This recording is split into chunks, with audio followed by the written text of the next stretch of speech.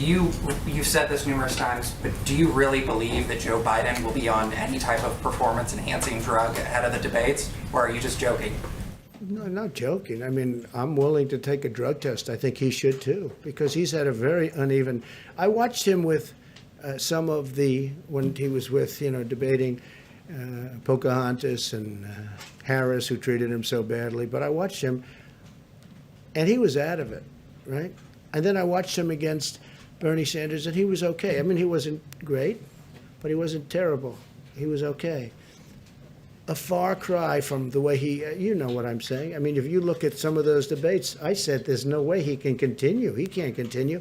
Then all of a sudden he debated crazy Bernie Sanders, and you know what? The truth is he was okay.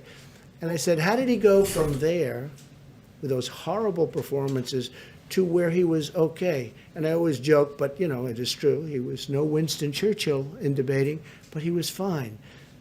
And people say he was on performance-enhancing drugs. A lot of people have said that. A lot of people have written that. So take a look at it. Take a look. Why don't you just check it? You can check out the internet. You'll see plenty of people say it. And whether he is or not doesn't matter. But I would love to take a test, and he can take a test too. Mark, go ahead. Yeah, so we'll start with debate. Obviously, it is coming up. How are you preparing? Is somebody playing Joe Biden in the debate with you? Are you doing debate prep at all? Yeah, we are. We're doing it. These two gentlemen have been helping. Kaylee's there. Who plays Biden for you? I mean, I would say maybe a combination of these two, and either one of them is about 5 times smarter than Sleepy Joe. But we had a little debate prep before we came here. I think this whole thing, though, is debate prep. What I do is debate prep every day. I'm taking questions from you people all the time. I mean, I've taken a lot of questions from you over the last number of years, and he doesn't. I watched the way he was treated on MSDNC on Friday. I guess he did it live, and it was disgraceful. It was an embarrassment. I know her, and she's a pretty tough reporter. The way she was helping him along with us, it was so obvious what was going on. She was helping him. She was giving him a question and then helping him to answer the question.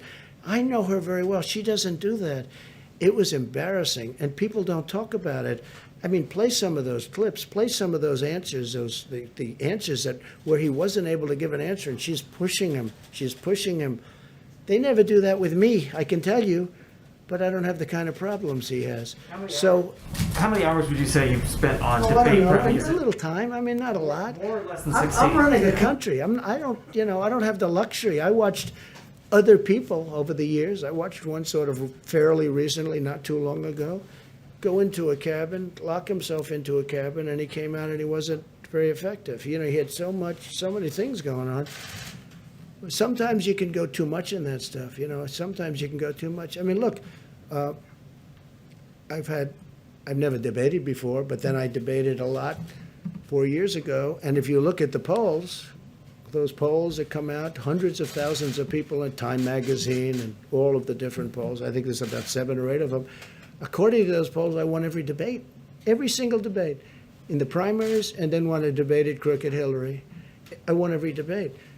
I mean, this isn't me saying, I felt I did, but this isn't me saying, this is the polls.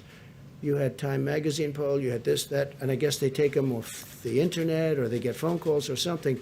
But according to that, I won every debate. And I felt I did. But I understand the subject. Now, Chris is tough. I hope that Chris is going to be equally tough on Joe Biden.